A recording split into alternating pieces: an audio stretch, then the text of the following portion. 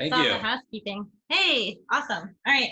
So I feel like right off the bat, I should say when I read the MOFGA description, it was really interesting. It said how to be a successful successful modern dairy farm. And then I felt like maybe you had picked the wrong people. I don't know what that even means anymore, which is sort of why this rambling narrative of a slideshow will be kind of interesting. So we're doing our best. I don't know if that's successful. We're hanging in there, and we're still, you know, in charge of a bunch of heartbeats and keeping them alive somehow. So I'd like to preface everything that we're about to say with that. Success is subjective.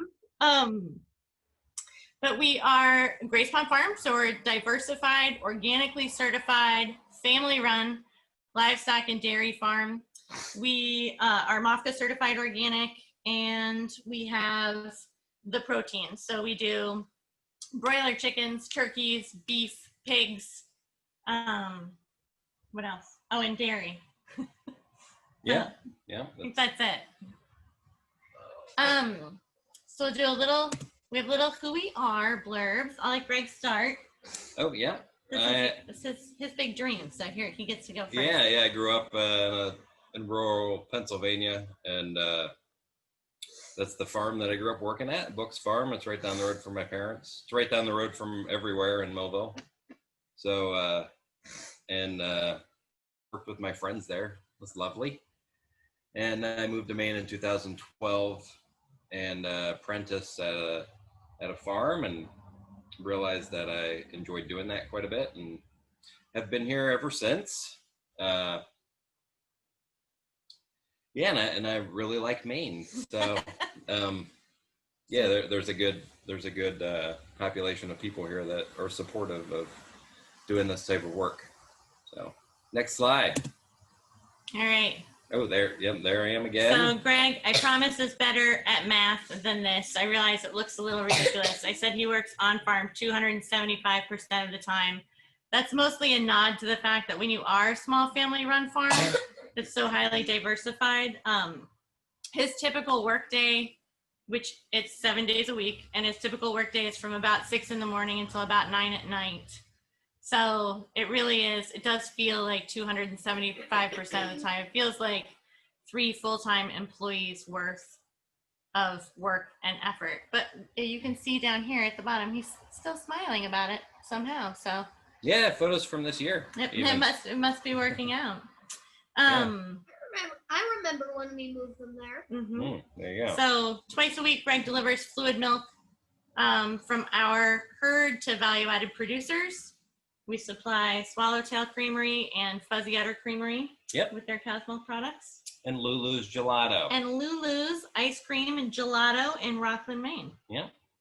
Those are the 3. Yeah. And then we grow turkeys and broilers, and we work with Farmers Gate there in Wales for processing, and they buy a lot of live birds from us as well, and I get to pitch in there and work with the crew, which is a lot of fun, definitely. And he gets all this great experience for processing poultry. So I grew up in Maine not working on a farm. I would never consider myself a morning person. And I did work in local food procurement. I had done some other sort of food and land access work. And I met Greg at a farmer's market in Ellsworth while I was slinging Tide Milk Creamery yogurt. Gateway to Acadia. That's right. 80 million people within 1 day's drive. So on our first date, we stopped to get his wallet, and the cows were out. And I said from that moment on, I guess I really should have known what I was getting into. So. Yep. Here are some lovely photos from around the farm. So I work on farm a few times a week doing chores, and then I also help with bigger events. So animal moving, when we move the cows, when we move the hoop structures that we do, you know, everything in. We're completely pasture based here. So I do all of that. I usually go out for second chores, which is actually third chores, really, when you think about the day. So that's after Evening chores, I go around and help make sure that everything is like closed in and that the brooders are lit and that nothing is escaping. And it's more for my peace of mind than anything because I'm terrified of fence failure. We live right on Route 1. And the last thing that I want is anything in the road. So my office work, oh, Ruby's in from doing chores now. So I also work on office stuff. I do our business plan. I maintain our social media presences, such as they are. I'm really bad at updating some of our stuff. I created our website, which I'm very proud of, and I maintain that. And then I engage in a lot of customer communication, but I'm usually about 3 or 4 days behind in that on emails. I also work off farm because most farms have at least one off farm income. And my off-farm job is I work as the district rep for agriculture, environment, and healthcare for Congresswoman Pingree. So that's us on a rock several miles out to the ocean, looking at birds down in the bottom photo. It brings me a lot of adventures, and it definitely gives me an opportunity to wear nice shoes once in a while, or at least take risky endeavors and boat rides far off the coast. So it feels a little bit bigger than just our life right here on the farm.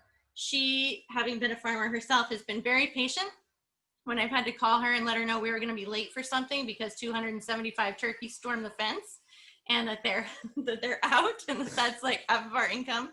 And she's like, I'll just go get us coffees and wait. So I highly recommend if you have to have an off-farm job, work for another farmer. Yep. Ruby Green is one of our youngest farmers. She just came in, so she's probably not going to want to hop in front of the camera, but here she is looking very nice and fabulous. She's 15. She's a junior at Oceanside. She works 15 hours a week, and right now it's probably more like 25. She was one of the youth representatives for the Governor's Climate Council on the Working Lands group, talking about agriculture and how it affects youth and climate justice. She's also on the Hardy Girls Healthy Women Advisory Board. She is a budding actress, and she's part of our brooder team and brush hog crew, and she's awesome. Yeah.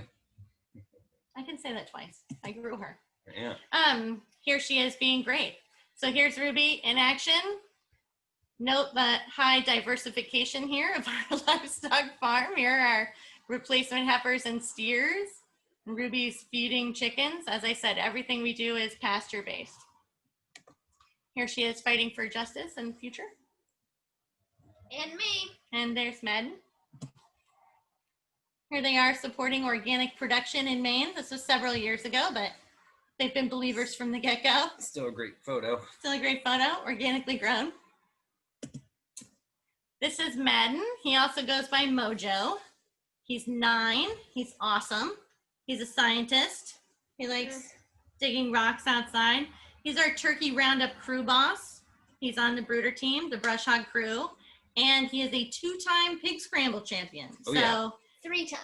Twice, 2 times. Really? So Madden is actually the reason that we do pigs. We were not going to diversify quite that much until he won a pig in a pig scramble. So we had to get a couple of more to keep it company and make it worth it. And the next thing you know, we had 14. Yep. So there we were. And then the next year we had 15. There you go. Oh, we're gonna have to plug our battery in. I got it. So here's Madden being a very hard worker. We put him in charge of hauling around coverings and it goes on the side there. All kinds of things. Here he is feeding grass to the cattle and brush hogging. I promise there's an actual adult in that tractor though. We really do. I'm trying to protect my investment in this kid. So Hillary is our only non-family member employee, although she is our friend and the de facto family member. She works about 30 hours a week. She does all the Grace Pond Farm things, so fencing, chores, chicken catching, and then soon when the dairy barn's finished, and we'll get to that later, she'll be milking with us. So Hillary's also a letterpress artist, and she's the owner of Banditry Press. So she has made some beautiful things that grace our walls and probably will continue to participate in that way.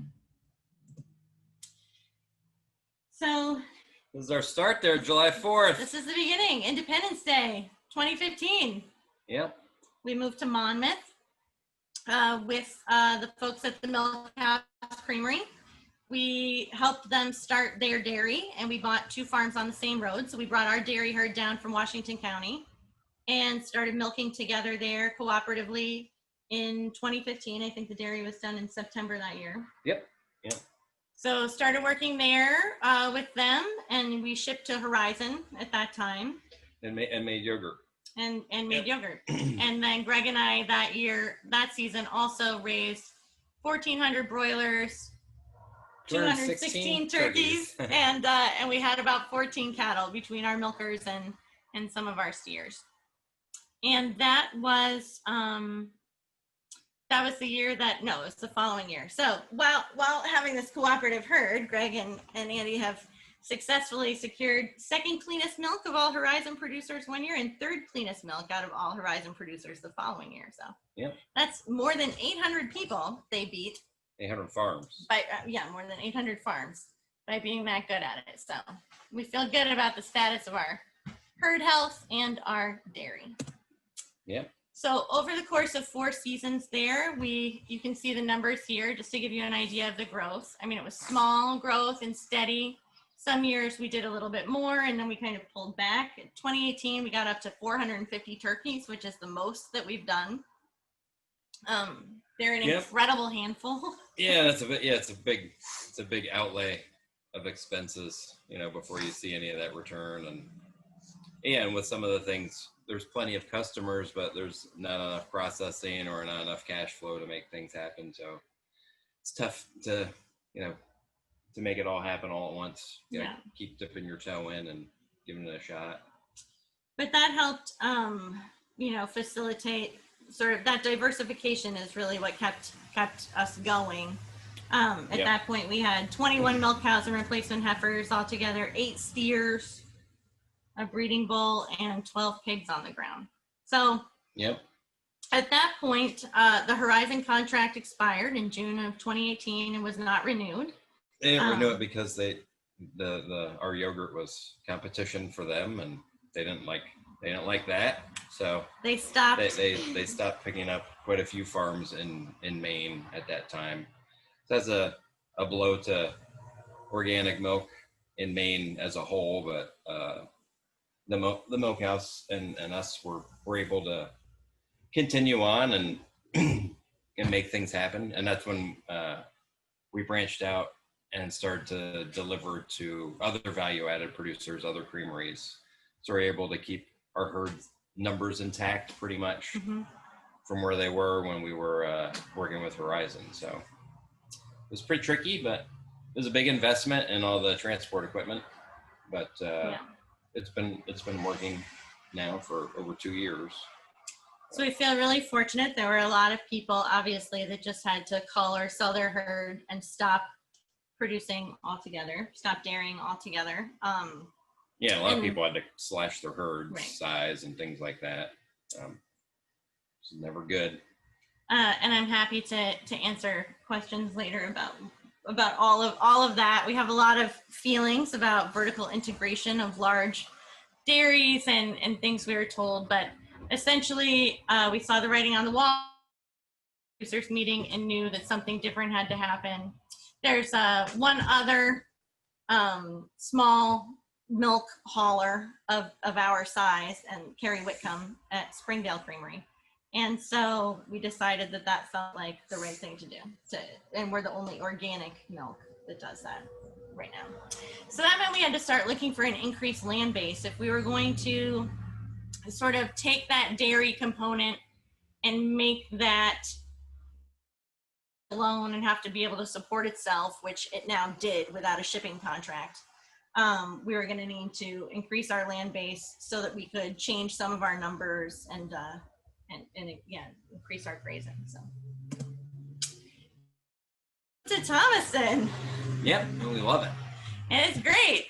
We found a place right on Route 1.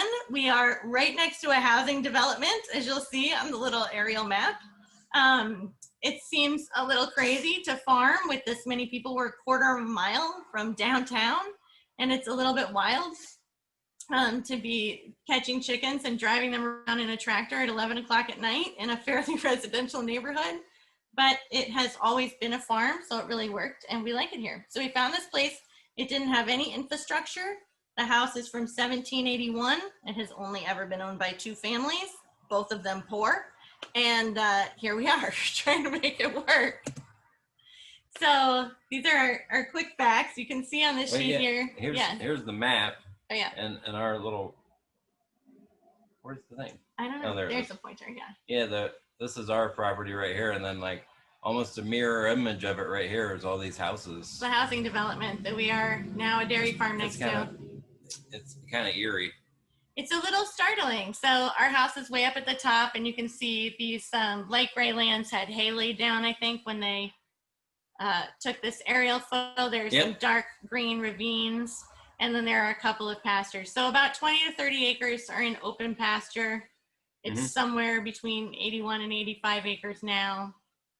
It's been a farm since the 1600s, and at one time was part of the town farm.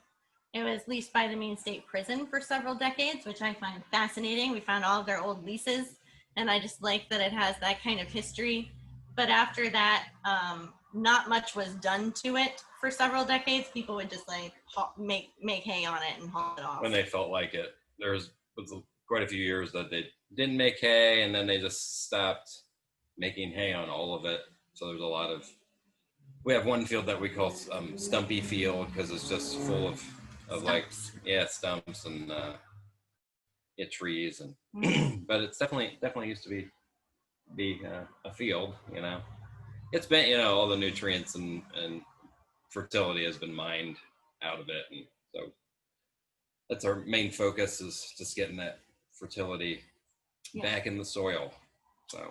So we've been engaging in a ton of perimeter fence making. Again, to my point about being right on Route 1, there's nothing more terrifying than having cattle in the road. Also, we are in a strange zone here because we are right in the middle of people. So we're in conditional rural residential, which means we had to go to the planning board and ask them permission to farm here on this land that was actually already under an agricultural designation. And they agreed to let us do so. So we're trying to be really good neighbors. But they are happy to have a farm in town. They're happy to have a dairy farm in town. So the prison did at one point operate a dairy not too far from here. They do again at their Boulder Correctional Facility. It's a little different, but I think the town was kind of craving having that presence again of used to be when the prison was right downtown. You could drive by and see their dairy barn and see their herd right there. So it's a little bit wonderful to bring that back. Like, as an aside, I grew up in Gardner mostly before my family moved to down East Maine, and I had a milkman. Like, we had Skeens Dairy right there out on Brunswick Ave, and my milkman would come twice a week and bring us milk. It was pasteurized but not homogenized in glass bottles, and I'm not that old. But that was sort of that culture of dairy farming in Maine was just ever present in all of our very small communities. So we're really excited to bring that back. Rhiannon, can you elaborate on what was the town farm? Did the town operate a farm, or how was that set up? Yeah, so there were a couple of maps and then a couple of historical documents that we got when we first started looking at this property that alluded to this actually being sort of the communal space where people would keep their animals. This was part of a larger, like one chunk of land, like 300 or 400 acres, and that was, and they just grew for the town of sort the of commons. Yeah. This is probably the mid 1700s to the early 1800s. I was referred to that. Yeah. And then they started carving it up there in the 1800s.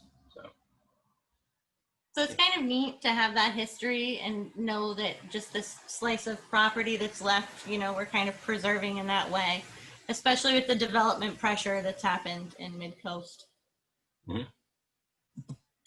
Here's some gratuitous photos of when we first started here. They actually are sort of indicative of how rough it really was. The chicken tractors are sitting. This is the first batch of chickens that we had out here in 2019 on some rough looking fields early in the spring, but we were just happy to finally have jumped through all the hoops to make it happen. And those are the pigs. So the pigs and Gregg collectively, there was a road on that map that's almost impossible to see. And the pigs and Gregg have uncovered about a half a mile, maybe more. Oh, yeah. Probably about a half mile Maybe. Of our farm road, which is pretty wonderful. It goes all the way down to the railroad tracks and then across to the river. Yeah. More gratuitous photos. So of when it looked a little bit better, first chick there at Grace Pond Farm New Farm. So as I said, we've been farming as Grace Pond Farm for 6 seasons, but it was really like pushing the reset button to have this new place with zero infrastructure and sort of start all over again based on this model of delivering milk to value-added producers rather than shipping milk, rather than trying to turn that into a value-added product ourselves, and then supplementing and balancing all of that with these other enterprises, because we had learned that if you sort of put all your eggs in one basket, no pun intended, that so easily can be taken away from you. You can so easily lose your milk contract, and then what happens? Well, fortunately, we also had poultry. We also had, by that point, beef customers and things like that. So that diversification is as much for our sanity to have something else to do, and for the fertility aspect of managing the property, as it is for an economic safety net for our farm.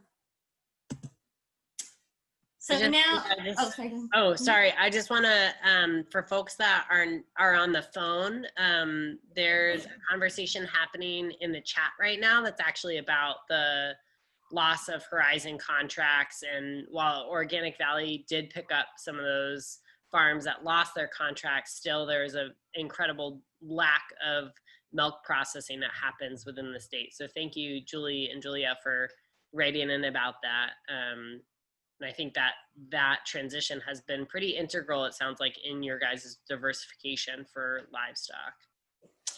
Huge. Yeah, that was super huge. And I'm glad that people are sharing about, there were other places, that would pick them up. What is it, Madden? I was going to see if I could get the thing down. Oh, I feel good about it. Thanks. We have tech help here from someone very young and obviously savvy. But no, I think that's true. And it's wonderful for farms that could also get picked up. If there was another contract to be had, that's really great. But the fact that, we've lost so much milk processing in New England as a whole is just, it's horrible. It's horrible, honestly, that they can bring milk from Texas to a processor in Wisconsin for less money than it takes to get milk from a farm out of the state of Maine to be processed in New England to feed people in New England. So, and it sounds like you have identified, like, Gregg, you're hauling milk to smaller scale businesses that are processing that for cheese and yogurt and ice cream. So you've kind of circumnavigated that infrastructure lack. Yeah, we don't want to have, Hillary works for us and helps us, but we don't want to have, right now especially, a bunch of employees. Management is very difficult, and just that overhead of having a creamery, that's a lot of expensive equipment, and we're not passionate about making things. We love dairy in general. We're a dairy family, it's two separate businesses really, and it's tough to pull both of them off. And we were lucky to be able to partner with Fuzzy Udder and Swallowtail, especially. They do a really good job. And I have to say, I like what Lulu's does with our milk as well, because that is some fine gelato. So. Yeah, it is really tricky though to do that. Some people can pull it off, processing their own milk, but it's demanding. It's a lot of management. So. And I think it opens up sort of this really creative space in food, like we can have this, we can also, even though we're in sort of a much more traditional kind of farm production. We can still be a part of that like creative foodie space now as a dairy and livestock farm. Like I know, you know, a lot of people at sort of the farm resurgence that started to happen like 10 and 12 years ago, people were coming into Maine and growing kohlrabi. I guarantee you, nobody in Maine ever ate kohlrabi before that. I promise. So, and like very exotic radishes, you know, there is a lot of creativity happening with veggie farming. And so I think it's really exciting when we partner with these value-added producers, especially small value-added producers. Like we also can be a part of that really beautiful creative food that's happening now through their amazing products. And then it gives us a much, much more sustainable model. Although I don't think the milk run feels sustainable to Gregg all the time because it's still like, you know, time in the truck and transporting and everything, but it's a lot. Yeah. Yeah, it does give somebody an opportunity if they want to try making cheese. If they, you know, they don't have to have a cow or two to milk, and so it does allow for some flexibility across the board. Yeah, with a lot more Awesome. people. Thank you. Yeah, I just wanted to pick up on those comments that were being made. Oh yeah. Yeah. No, I think it's great and it's exciting. Yeah. So these are like 2020 by the numbers. This is where we're at. Gregg's delivering about 400 gallons of milk a week. We're running 6,000 broiler chickens on pasture this year. We're going to do 375 turkeys. In fact, about 275 of them are on their way right now from Pennsylvania. That is a weird COVID thing that's happening. Unfortunately, the U.S. Postal Service is so far behind, and a lot of people don't know. I mean, I'm sure a lot of people on this call do, but poultry comes in the mail with courtesy of the United States Postal Service. FedEx does not deliver poultry. UPS does not deliver poultry. No. But your local wonderful mail carrier does deliver poultry. But right now, COVID has stretched the USPS to such an extent that shipments are getting delayed. They're being contracted out, so people don't understand how to handle live animals and shipment. And we and several other farms that we know of have lost, we've lost chicks in the mail. Turkeys are really expensive and very fragile. We really can't afford to lose turkey poults like that. So our families handle that for us. Gregg's parents actually drive to the hatchery in Pennsylvania from their place in Pennsylvania and pick them up. And my mom and her partner Dwayne are en route right now to meet up with the Steiners to take these poults and bring them up here. And we're also bringing up 500 poults for other farms as well. So in that idea, like it goes along with that sort of cooperative arrangement that we started off with in dairying with the milk house, and we have with the cheese makers and yogurt makers and ice cream maker gelato makers that we have now. We also have been sharing transport of chicks and poults with other farms here in Maine. We talk about it a lot. We're either at the beginning of the pipeline or we're the end of the pipeline. And if we really want to prove that Maine farms and Maine food can be sufficient and successful and sustainable in feeding Maine and potentially some parts of New England, we have to work together. So we're thrilled to be able to help wherever we can with other farms. Right now, we have about 18 replacement heifers and steers. 13 of them are here at our farm, and the other ones and our milkers are still at the milk house. One brand new calf, first calf born in Thomaston on Saturday. We're very excited about that. Frida, she has started the heifers of herstory. Ruby has called that line. So that one's Frida. I'm looking for a Francis next. So we'll see what happens. And we have like 20-ish laying hens. We mostly just sell eggs to our neighbors. So there's Gregg and Mojo taking care of the dairy barn, feeding Frida. She's on her mom also. But. Yep. And so I guess like this is a good place to sort of highlight some of the infrastructure here. This is one of our mobile pasture units. We have 5. Yep, hoop house type things. Soon Yep. to be 6. We're Mhm. doing another one. Mhm. And 8 Salatin style tractors. So we brood directly on pasture in these. Yep, we don't have any other buildings here, so That's what we're doing. we figured out how to brood in these little hoop house things with a propane hover brooder, and it's been working pretty good this year. Yeah, this is So what it looks pretty like happy about it. when it's all done and buttoned up. And then these are the chicks when they first start off. Yep. After Ruby and Mojo settle them in on brooder team. There they are. They can actually dig around. You can see they find little patches of grass to start foraging in and digging in, and and then we can expand it. And the hoop, the footprint there is about 14 by 18, and so by the end of 3 weeks they take up the whole area, and I put down a lot of manure, and then we're going back through just by hand and scratching it up and broadcast clover in it, and it seems to be taken right away. So that's been helping us get some more legumes into the pasture, because it's pretty void of that. There's a little vetch and some clover, but it'll be nice to get some more in there. But it definitely makes like a dead spot where the brooder is. So we're going to figure out how to manage that better, probably. Right. Maybe come through with a no-till drill the following year, or something along those lines. Eventually, I think we'll have a building to brood in, because it's really intensive. It's energy intensive. It's resource intensive brooding. So, but it is helping. Yeah, right. Like, there is not good dairy feed on this farm right now for forage that's out in the pasture. So that's also, it's something to take into consideration. And we did, although we liked the space more than we were worried. So by bringing in dairy feed anyway for our herd, that's increasing the fertility here. Of course, they consume that here, leave that here. So we're buying in fertility. We do try to engage in regenerative agriculture practices. So no-till, bringing in fertility.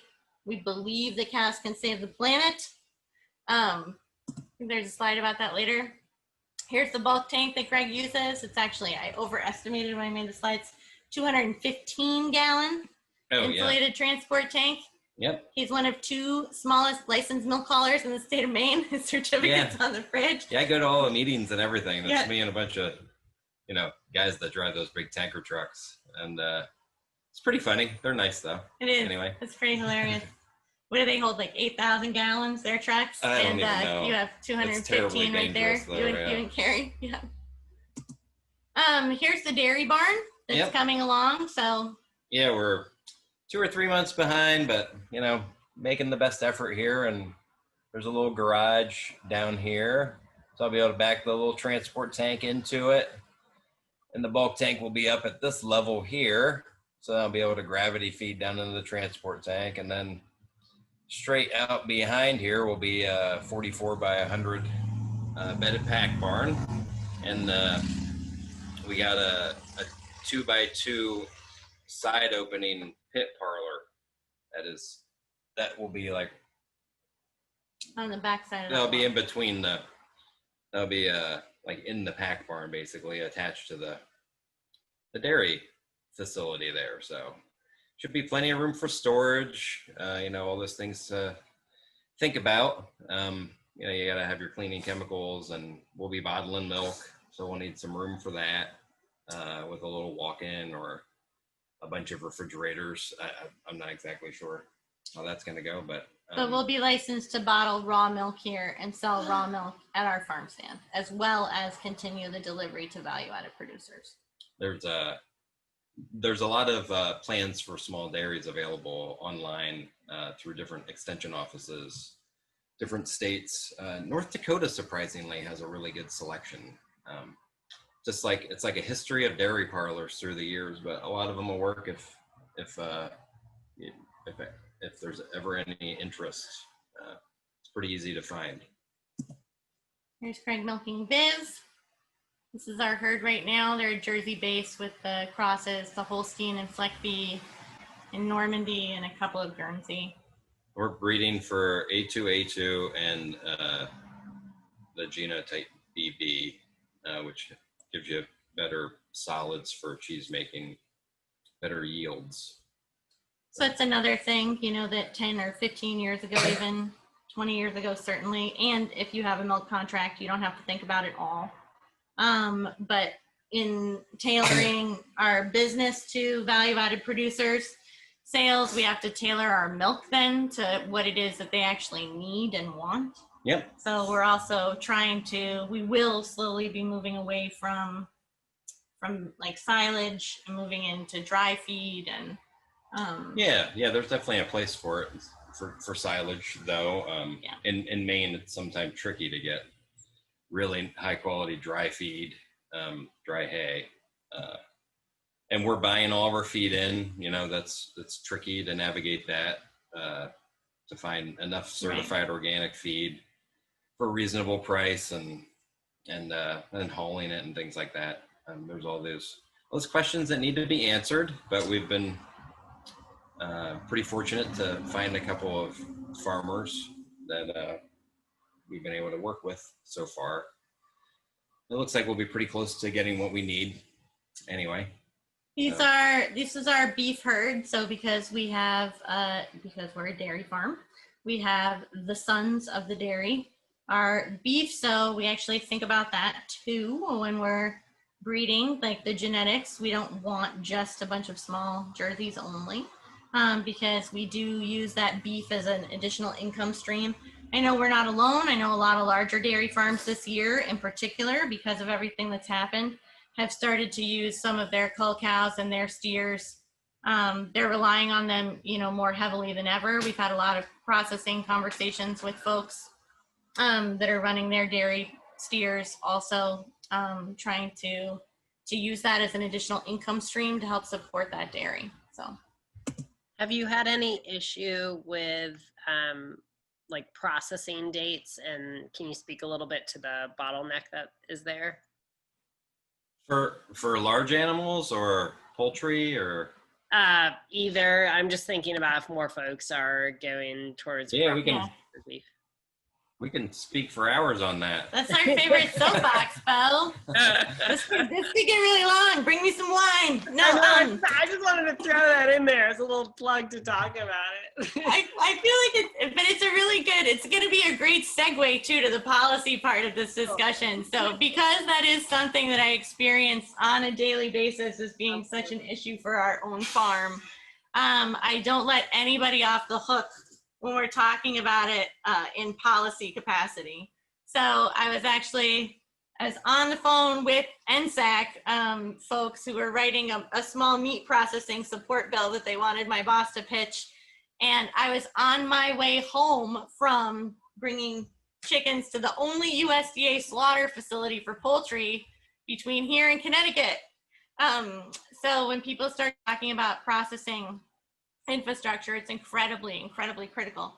And then again, to that point, I heard from a lot of dairy farmers this year who wanted to be able to utilize their cull beef and their steers as an additional form of income, who were unable to get processing dates, completely unable to get at state inspected facilities. So if you want to use that as an income stream, it has to be inspected for resale. And unfortunately, we have very few state inspected for resale, or under the cooperative agreement, state inspection cooperative agreement, or USDA.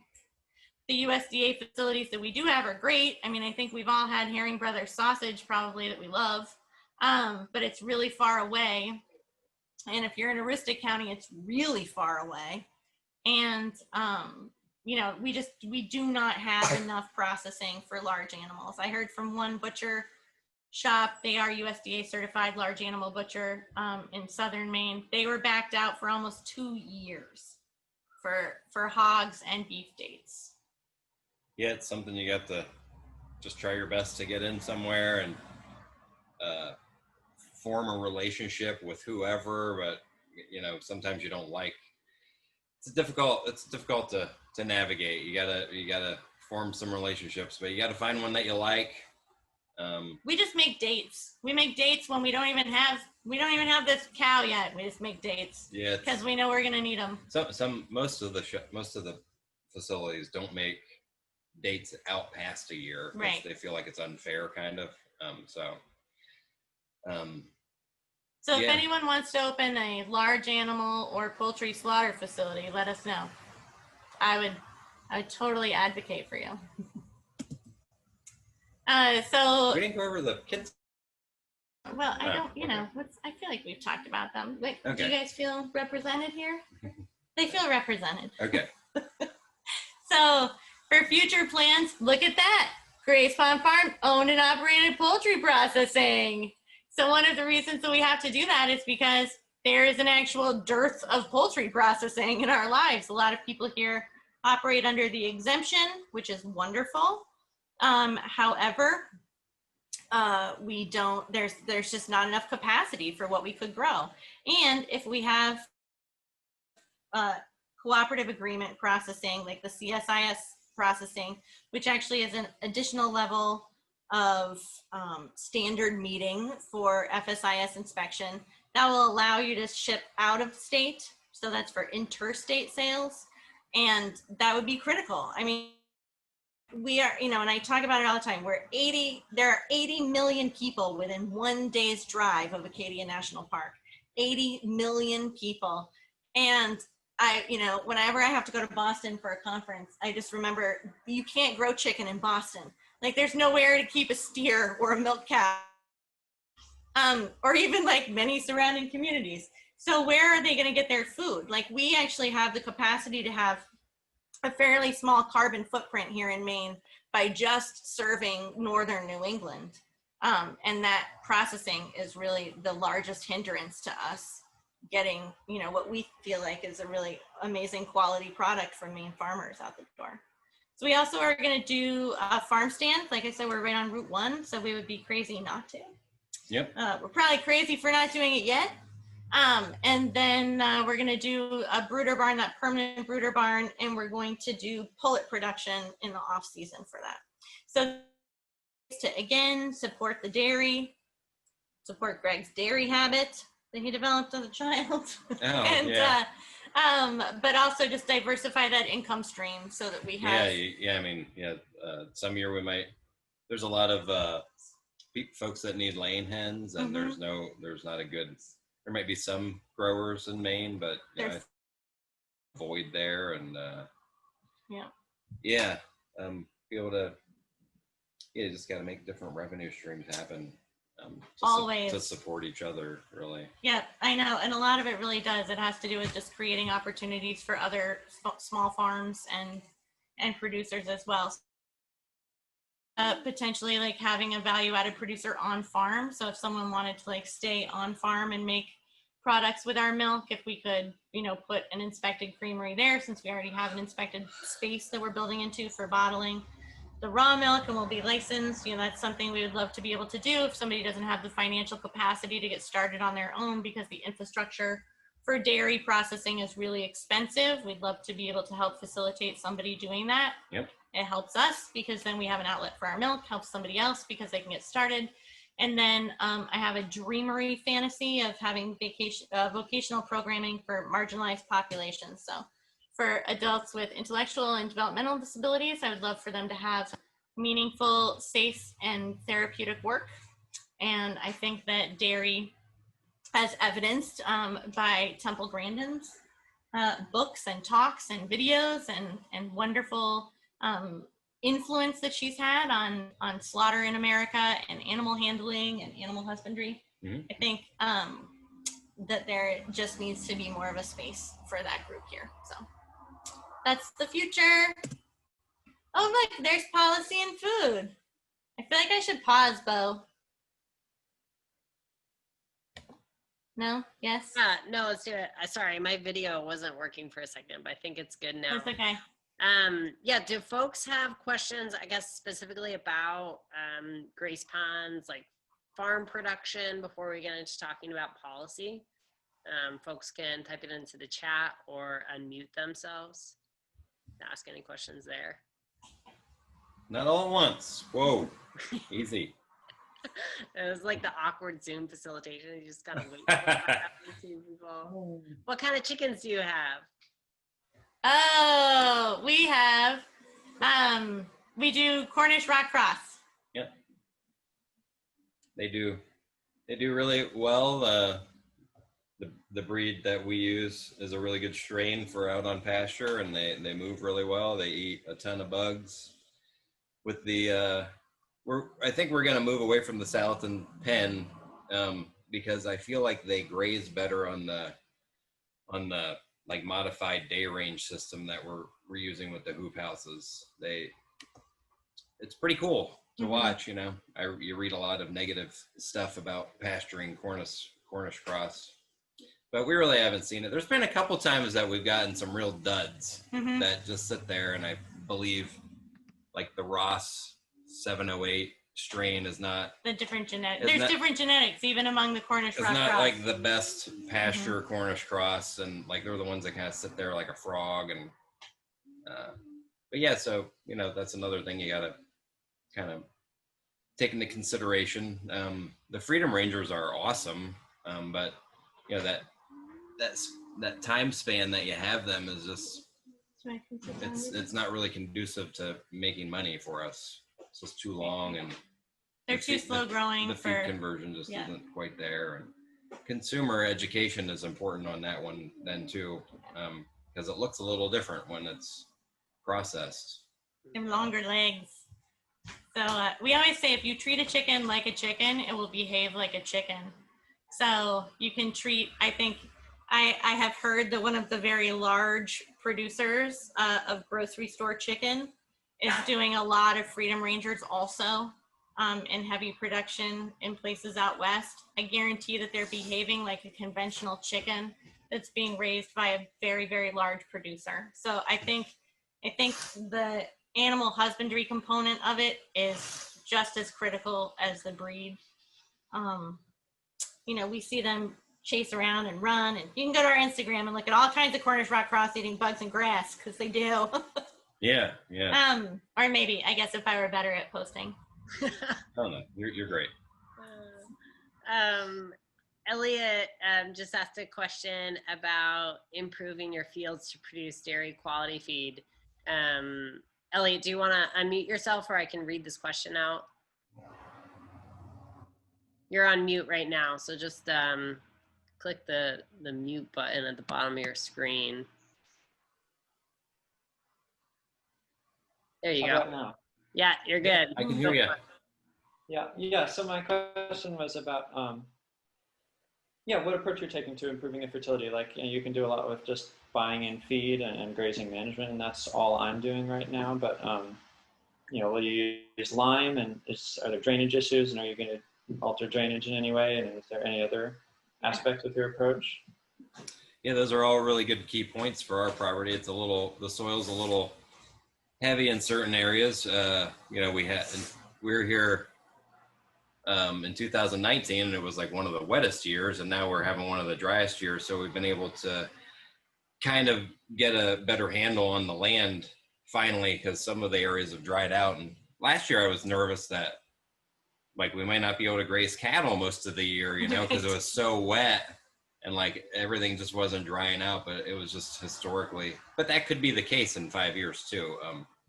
But anyway, we have a lot of swales that have kind of filled in, so we'd like to get some drainage tile in there. We work with the state soil scientist. Dave wrote, and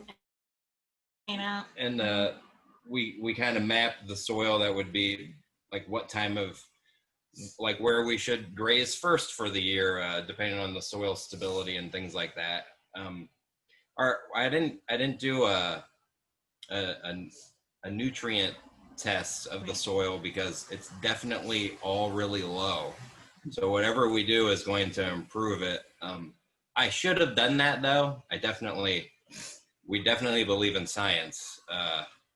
But it was just like one of those things. I didn't make the time to do it. I even bought the kits, and then this spring, it was difficult to get a hold of anybody to run the test, so I didn't do it again. But we're definitely gonna use all the things that we can organically lime, and I think we told the town we would never spread hen manure, so we won't do that. But unless it's coming out of the actual chickens. right. Well, Yeah, we have some, but yeah, buying in feed and then trying some different notes is our plan. And of course, the economics behind all of that is daunting. Yeah. But we're going to start with certain areas, and we've been like we picked out like 5 acres that we bale grazed on pretty heavy in the spring. We're going to see what that does. It's looking really green, but we probably compacted it a little bit. And we're also opening up some of the forests that we have with the pigs. We'll be able to get in there and broadcast some stuff and then bale graze on top of that. And we definitely have to be patient. Financially, that's the only way we can do it. But moving forward in the future, I think we will have some money for lime, and I think that's very key. Yeah. Especially as we're grazing it now, we're Any fertility that's there. Yeah, anything that we've put on it, we're taking it right back already. Just with the limited number of cattle that we have on there now, so it'll be we're definitely going to have to start getting some soil tests and things like that to really see what we need to add. So yeah, so our strategy we don't have it mapped out quite yet, but we want to do all of those things. We're trying to be flexible, and because we're still learning about this property too. Like we only saw what it was like in a very cold, wet spring. We just saw what it was like in a drought kind of condition. So these are our first experiences here with this as well, to see how it reacts to all of these different things. So yeah, we've got a ton of it's really bad. It's like goldenrod central, like we're just brush hogging, getting chickens on it, and we'll have turkeys on some decent acreage this fall as well. We're only improving it at this point, and just trying to cover up any like bare soil, like with the pigs going through and stuff like that. Just trying to get that broadcast seeded, and they're cleaning out like the scrub alders and things that was previously farmed. So they're not taking out any like wonderful old growth forest or anything. They're just reclaiming what was very likely open land, 50 to 75 years ago, even, because it's all just these scrub alders and invasives. Honestly, we're dealing with a lot of invasives. So it's very exciting though. I take a lot of pictures because I don't want to forget like how this, and hopefully, in a couple years, those pictures will look completely different. So that's a good question though. Thanks. Yeah, thank you. Yeah. Do you have any opinions on that, or like anything that you've heard?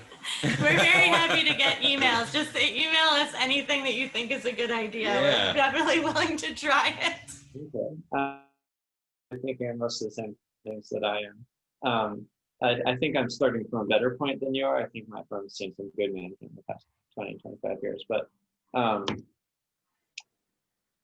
yeah, it seems like almost everywhere wants lime in Maine. And lime it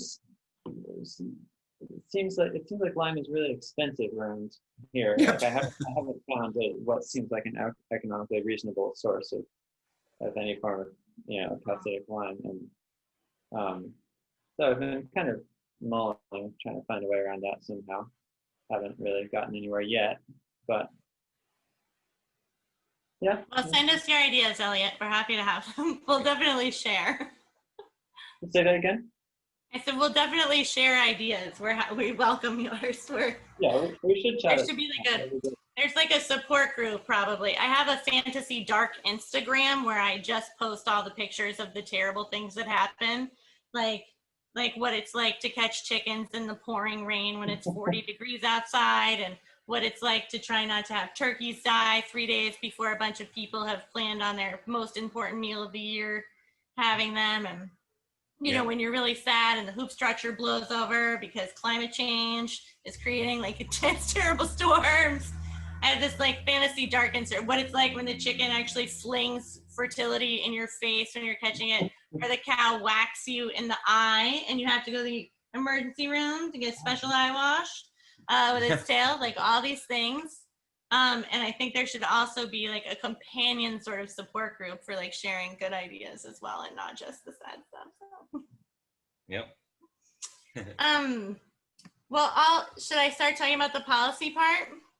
Yeah, unless other folks have questions about like farm production before we get into policy. I have back to it. Mm-hmm. I have one, but what is it? Well, it seems like you've touched on like these different elements of operating your business and limiting factors like land basis, access to infrastructure, processing equipment. What would you say is like the leading limiting factor to your business sustainability, and it's been like one of the key points that has influenced your business growth maybe? It's like what the key sort of like the priority one limiting thing. Yeah, or at least maybe this year, like what are you feeling? Because it's probably different every year. It is probably different every year, but I think underlying, like honestly going back to that processing infrastructure is really just the most critical.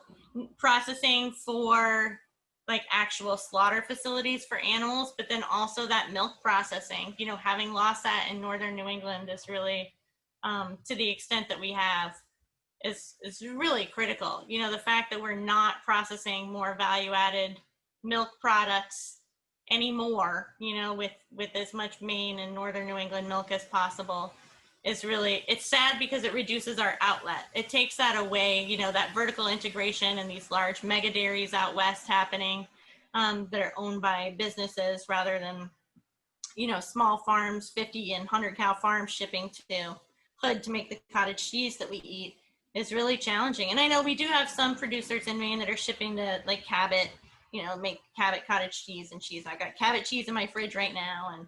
And we do, of course we do. Nice. That's like your favorite kind of cheese, other than the cheese we get from our producers. Which I love the days that Greg goes on milk runs, but because he comes home with the best stuff. But it's that processing infrastructure. We just lack, and it's super expensive overhead, both when we're talking about slaughter and processing facilities, and when we're talking about value-added, production facilities. Like it's critically important, but it's really expensive. And so with us having lost a lot of that, both of those go hand in hand. I noticed that Julie Marie had mentioned in the chat box too, she had sort of highlighted that aspect as well about dairies utilizing processing of their, the boys of their dairy. We call them the sons of our dairy queens. But the boys, you're always going to have a bull calf. And so utilizing that as an income stream to support your dairy, and the fact that we have that dearth of processing is really, it hinders us. So I would say that's the worst thing. That's the hindrance. And then, honestly, to balance that though, I think really I would be remiss to not say that the real benefit and the thing that has driven our business potentially this year even more than ever is people really, and especially with COVID, but even before COVID, I think people were having sort of a come to Jesus moment in a lot of ways about the fact that having local food is better for, a vast number of reasons that might touch on something that's really important to them. So that smaller carbon footprint, because it doesn't have to go so far. That farm worker justice footprint, because there is a lot of, exploitative practice in very large farms, and we know that. And so one of the smallest, easiest ways to mitigate that, exploitation is to try to make a relationship with a farm, and then also ensure that they're treating their employees, with dignity and respect, and treating the land with dignity and respect. So I think people are coming to it for a lot of reasons. We have a neighbor that eats only organic food for health reasons. We have other customers that eat only organic food because they believe in that as a climate justice moment. So I think people are coming to it in a lot of ways, but they are coming to it in mass. And I think that COVID was really a lens that just sort of highlighted how fragile that centralized system really is when we, centralize the system nationally, and then also how important it is to be able to source your own food close to home. Yeah, here. Awesome. Caitlin's pointing out in the chat that NRCS is a great resource to discuss like soil fertility practices, even if folks don't access the programs that they have. Have you worked with NRCS? And Not at our new place yet, but we're excited to. And We're in the pipeline. we are in the pipeline. So I don't know. I think they call us now. Or yeah, something. we've had some good conversations. Hildy at Soil and Water has made contact, and we are desperately trying to get her over here for a tour. So we have really great resources, and then that's the other thing about Maine that's probably, I mean, I haven't tried to farm in another state, although I've lived in several other states, but I feel like we're really fortunate in that way. Like, not only do we have sort of a bounty of really wonderfully educated people when it comes to these natural resources, but then they're much more accessible because our population is so small. Mm-hmm. So we haven't availed ourselves yet of that, but we fully intend to. Yeah, we've submitted paperwork. We've done paperwork. So there's a lot of that. Yeah, I think we do a lot of paperwork. I think you just wait. Yeah, it's just a waiting game, I believe. Who knew? Who knew you have to be good at so many things in order to farm? Patience, and that's the biggest one. Gregg Being is patient. Not patient. I'm not patient. I'm done being patient. Yeah. Yeah, which I think is actually the definition of not patient. Yeah, let's jump into policy stuff. All right, so here's where we try to change all the things that we think are wrong, because I believe in that.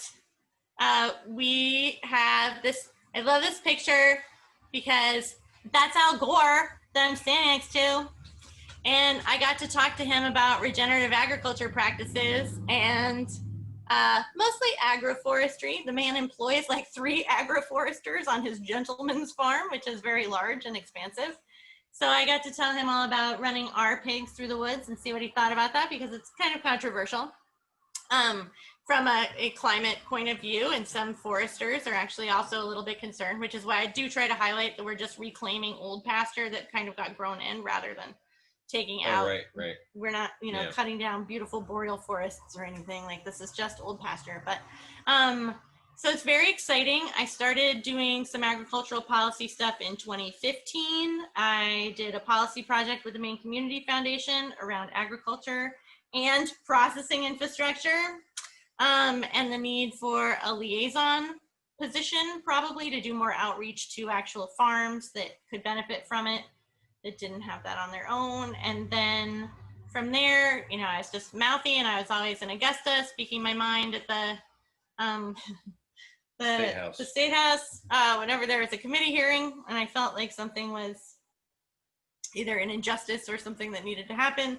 And then I did some policy project stuff for Congresswoman Pingree in 2016. I did some panels around the Farm Bill and what those USDA programs actually look like in practice. So Gregg and I consider ourselves like the scrappy poor kids of farming. So we utilize a lot of USDA programming, or we did at the time. We actually don't right now.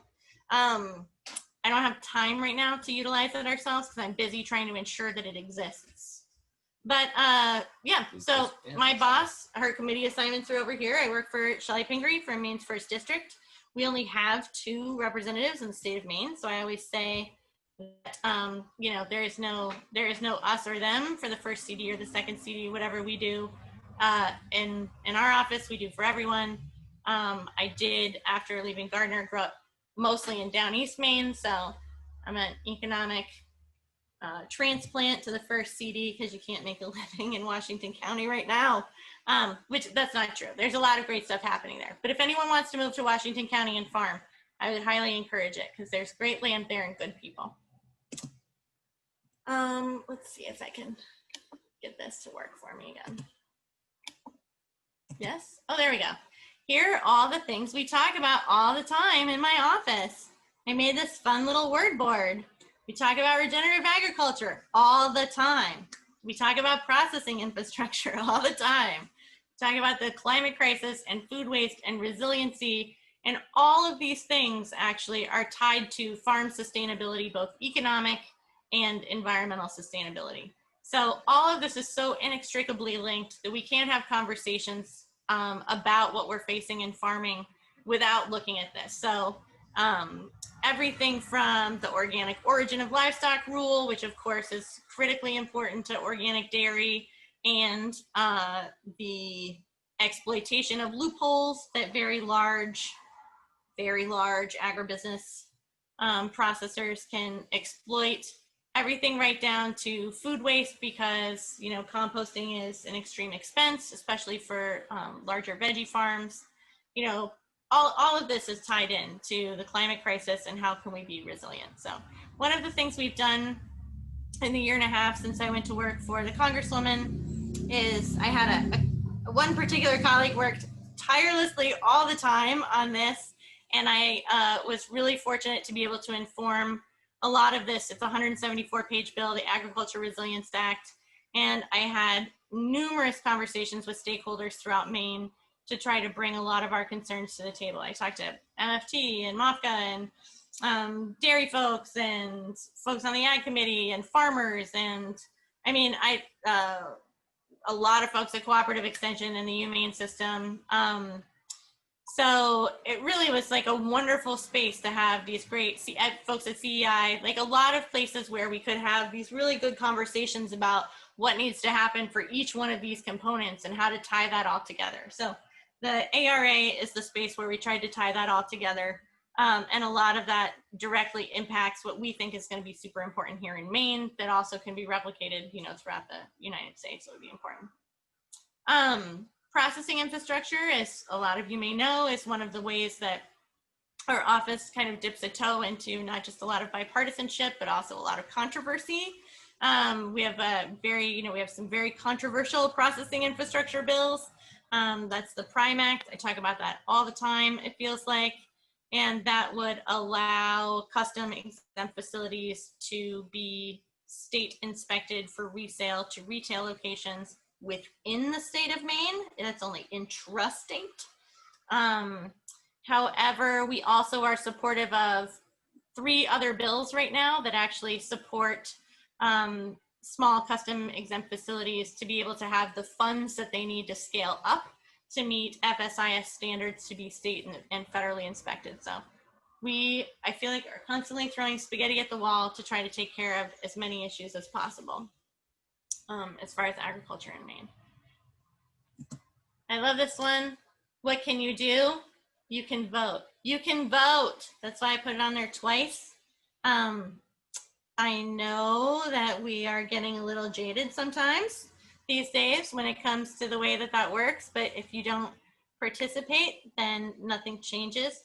Call your delegation members. I know that I have really wonderful, I have wonderful team members that answer the phone all the time for people and take down people's opinions and then actually share that directly with Congresswoman Pingree. I know for a fact that happens in some of our other offices as well. And I know that I have delegation colleagues who also come from farming backgrounds who are informing. Senator King's agriculture LA is also from a farm family. And so I feel like we have a lot of skin in this game and we're trying really hard. Join municipal councils. I think I mentioned earlier, I had to go before the planning committee here in Thomaston and beg them to be allowed to farm an 80-acre parcel of land instead of letting it be developed. They were also very gracious for me about that. They were very gracious to me about that. But if we have more of us with these kinds of shared value systems on select committees, planning boards, municipal councils, we can greatly support that foundational infrastructure, that needs to happen to be able to continue farming. Support trade associations. So groups like MOFGA, MFT, MOMP, Maine Dairy, like all of these places actually spend a lot of effort advocating on behalf of different policies and educating themselves about policy. Like I go to folks, at Farm Bureau and the Maine Dairy Board, I go to all these people all the time with questions because they take a deep dive into each one of these issues and these policies, and they really get feedback from all of their constituents. And then they band together and have national groups as well. So, and then show up, like be present for those discussions, educate your customers. When people come to you and they want to talk to you about why you're doing something, why is it more expensive? How come the person down the road is so much cheaper than you, but you're doing it in a regenerative way, you're doing it in an organic practice way? Like, you know, please take that opportunity to share with them why, not what your neighbor is doing is not good, but like, why is what you're doing so valuable? Because a rising tide really does lift all boats. You know, we are using a Maine grain supplier this year. We use Yost Farms, and a lot of the grain that he's providing us is actually grown in Maine. And well, some of it some is. of it. Yeah, Yeah, some of it it's is. all it's all grown in the It's U.S. all grown in the U.S., which is a big Um, difference between some other organic companies. But we, you know, and we've seen like such a benefit to our livestock from switching and having this. You know, it's been really phenomenal. So educate your customers. Why is it a little bit more expensive? Well, because we're supporting another Maine business and we're doing it this way. And I think those are really the. Yeah. Like if you're raising a different kind of meat bird, explain why you feel like yours is working better on your farm and why it's better for your farm, and that's awesome, you know. And if they buy it, that's great, you know. But just don't be afraid to you know, that we have to do that all the time, and that's part of our social media outreach, you know, that there's a ton of education and humor, but that's mainly what the social media is for. But yeah, showing up is an education, big ones there, big ones. But definitely go to the State House when there's a hearing. It's really hard to make that kind of time. Oh man, we're very fortunate that there's two of us. Even though there's two of us, I think I explained like the limited capacity we have for anything, but we prioritize that. And if you can't prioritize it, then be able to at least send your thoughts with somebody so that you can still participate. I just think that that's critical, you know, like that, it really does make a difference. People really are hearing you, you know, and that pressure really does bring some changes. I know that it feels very daunting sometimes, and it feels like it doesn't, you know, that people don't get heard, but I guarantee, like when I'm sitting in the office in DC and having conversations with people, like they're telling me what they've heard from their constituents and stakeholder groups in their districts, and I guarantee that my boss is hearing it. So, you know, I just think it's really critical to make yourself known and make yourself heard, either individually or through your trade association membership. That's my policy pitch. All right. Yep. Awesome. Is there any more slides? No, that's it. That's the last slide. Oh, that's it. I wanted to end with the dramatic vote. And request your absentee ballots. If you don't feel comfortable going to voting booths in person right now, you can do it up until like October 27th or something in Maine. It's pretty late. Yes. So get that in early. Yeah. Do folks have questions about policy or how to get involved with policy? You can type it in the chat or unmute yourself. We're reading all of the chat things now too. I love that Julie Marie Bickford is right here with Cooperative Extension. Shout out, because they are phenomenal. So I'm so glad that she wrote that down. We have, like Greg was sharing, there are all of these like great resources for dairy barns and stuff. Gary Anderson was really responsive. He would write back. Oh man, yeah, I didn't even know time. Gary was retiring, and I asked him like a really like, you know, there's no dumb question, only dumb people, but it was just a stupid question, and he answered it the day he was retiring, and I had no idea. He still like gives this long, wonderful answer. Yeah, and like he came out, I mean, he came out like last year and everything, and he helped me site the building, and Rick Hirschbergen is, you know, he's a wonderful. Yeah, he's very knowledgeable. Oh my gosh. Yeah. Yeah, we're you know, the state is real lucky to have. It was lucky to have Gary, and still lucky to have Rick, and definitely.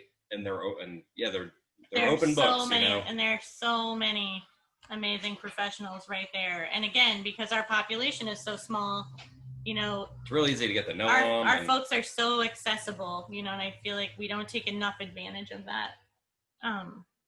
we don't personally take enough advantage of that. I'm happy to, anyone can reach out to me at work as well. If you have, questions about very specific policies. Obviously there's a lot going on with USDA right now when it comes to Maine farms.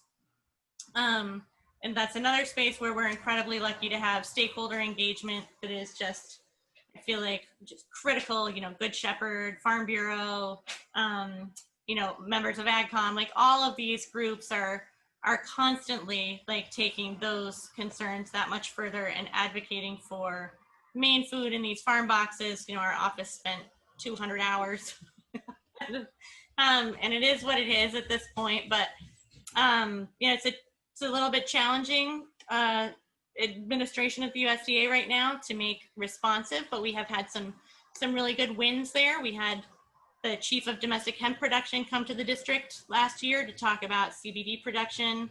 And 2 days after he left, after hearing from 50 people that we gathered in the middle of winter, having to reschedule because of a snowstorm, he went back and he pushed out by I think 2 months that extended the deadline for public comment for CBD. So, these things actually do make changes. Bill Kane, he heard the concerns of more than 50 people here in Maine where we would think that maybe that wouldn't work. And then, bam, he went back and actually made something happen. He extended that public comment period. So there are people at these agencies that care and are trying to do the right thing when they can hear from us. Yep. Are there any policies in the works right now, maybe connected to COVID, that would be important for farmers to speak up around and provide feedback on? Yeah, so we got a lot of great feedback for PPP and how impactful that was for certain farms. I think that was really great to hear, and talking about the PPP extension was really great. I know the EIDL loan, when that was finally opened up for agricultural businesses, was massive. That's a jurisdictional issue. The SBA hates to loan money to people that are potentially eligible for money in another space. But that finally did happen, and it worked really well for certain farm businesses. So I think if you have had something that has worked for you, obviously we would love to hear it, because we use those examples in conversations all the time and in letters to leadership. Right now, I've actually had 4 days off, so I'm not really sure what's happening this week, and things move kind of insanely. My work day is usually from 7:30 in the morning till about 7 at night. So it's really, a lot gets done every day, I promise, with your tax dollars. But right now, of course, we're duking it out about the next relief package and what needs to be in there. And then moving forward, if something isn't going to be in there, what can we do with some of these programs to try to change some of that? So one of the things our office has been working on policy-wise is trying to get some of these CFAP payment regulations changed a little bit to accommodate what small diversified farms actually need. So I had a conversation with House Ag Committee members after the HEROES Act came out, and I was upset that there wasn't local producer language directly in there. And so my boss wanted to know what we could do about it. And they tried to placate me by telling me, but we put in an organic price differential, so that should be good. And I was like, oh, for the 14 hogs that I have on the ground, instead of getting $8 per hog commodities price, I'm going to get 22. That actually doesn't make up for what my market was going to be because of my market. I'm not selling to a commodities market. So just having those stories, hearing those from people, is incredibly valuable. And then that's one particular policy that we're working on as far as that rulemaking right now for CFAP payments. We would like, when the next tranche of money gets handed to the USDA to dole out, we would really like that to be inclusive of small diversified farms through whole farm revenue. Look at whole farm revenue and not specific enterprises. And where can people find more information about all of that stuff? So I think that people can go right to our website. So they can go right to the Congresswoman Pingree, and I feel bad that I don't know it off the top of my head, but I think it's pingree.house.gov. I bet if you Google it, it'll come right up. I'll drop it in and the chat. what's that? I You said drop I'll it in the put it in the chat. So yeah, absolutely. So we have policy announcements there. We have a whole issue set right there. Our office number is right there, and you can call the office and they'll get a message to me and we can connect directly. My email address for work is, it's really long and convoluted. I can absolutely put it in the chat box, but my name is already really long, and then it has to be like, you know, at mail.house.gov. You know, it has to be really even more complicated, but I can share it out also with the recording of this webinar so people can directly hassle you. that sounds all right. I might not get back to you for like 2 weeks, but she needs to hear from the people. Yeah. So. I hear from the people. The people get an earful from me all the time. That's the thing. And thank you so much to Julie Marie Bickford. I see your comment. It's true. Like, we can take this passion for advocacy and turn this into a career. She's done the same thing. You know, how long has Julie Marie been advocating for dairy farmers in the state of Maine? So, I mean, I think that when we, you know, if we have the capacity to do that, if that's something that we're passionate about, there is definitely room for us to speak for ourselves instead of having other people speak for us all the time. Mm-hmm. So nothing thrilled me more than to sit down with a bunch of old guys from Farm Credit and have them be like, well, I visited my grandfather's farm when I was a small child, so I know all about agriculture. And my boss was able to stop them as they went down. And she said, well, I've had an organic farm since 1971. My ag ally, Kellyanne, grew up on a dairy farm, and now her family has a beef farm. And Rhiannon has an organic livestock and dairy farm in the district. So that's okay. We know where you're coming from. And to have us have a seat at the table is really, you know, critical. And with all due respect to all of the privilege that gets me there, you know, so we try to also be able to hold space and make space for people that need to have that voice. But I think that that's something, you know, that we can do. Like, we can take that, you know, we can take our own stories forward and turn that into advocacy. And not everybody wants to do that. So if you don't feel comfortable doing that, or you don't want to do that, just give them to me and I'll yell about them for you if you want. Just like we don't want to make cheese, but we love cheese. So, and Gregg loves milking cows. You know, there's a space for everybody to do what they feel passionate about. And I think, you know, the better we do, the better we all do. So, you know, just making that space for everyone in Maine agriculture is critical. And I think we're a great example. Like, we're part of a national conversation all the time that I think a lot of us don't even know about or realize, but yep. We're used as an incredible example for how a lot of things really work well. Mm. Yeah, I'm always surprised by how, I mean, again, on Julie's comment here, just like how collaborative so many parts of the agriculture community in Maine are, versus you go to other states and, you know, the organic institution would never be talking to the USDA or Extension, and we are able to collaborate to make change happen. And I think centering farmers' voices is a critical part of that.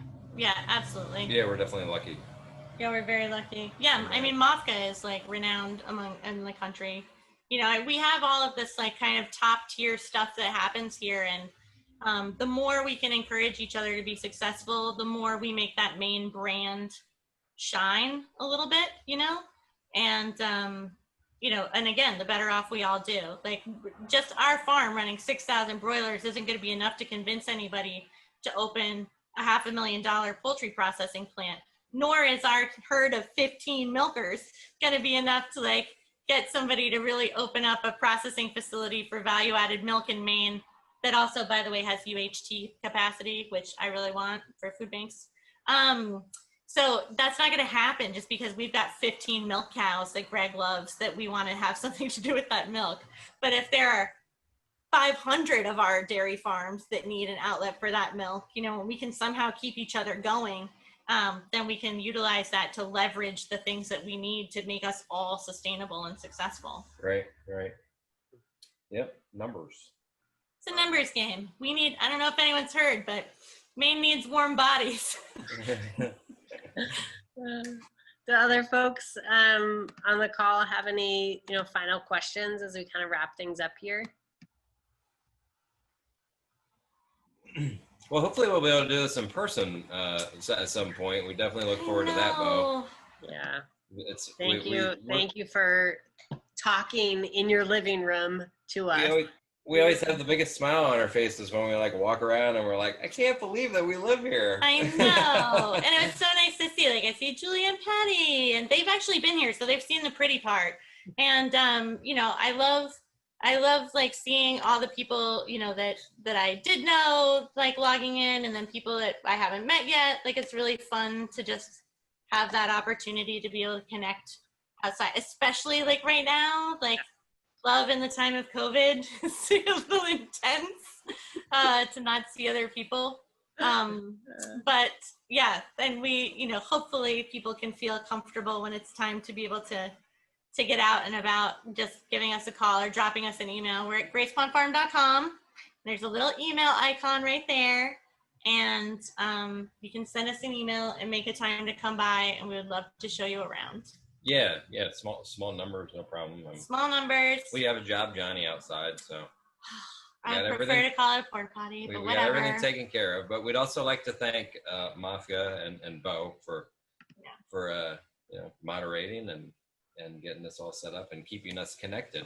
Yeah, of course. Thank you so much for joining us tonight. And you know, the cool thing about capturing this on Zoom is it has the potential to reach, you know, all of the other folks that can now see it. So thank you. And thank you everyone for logging on tonight.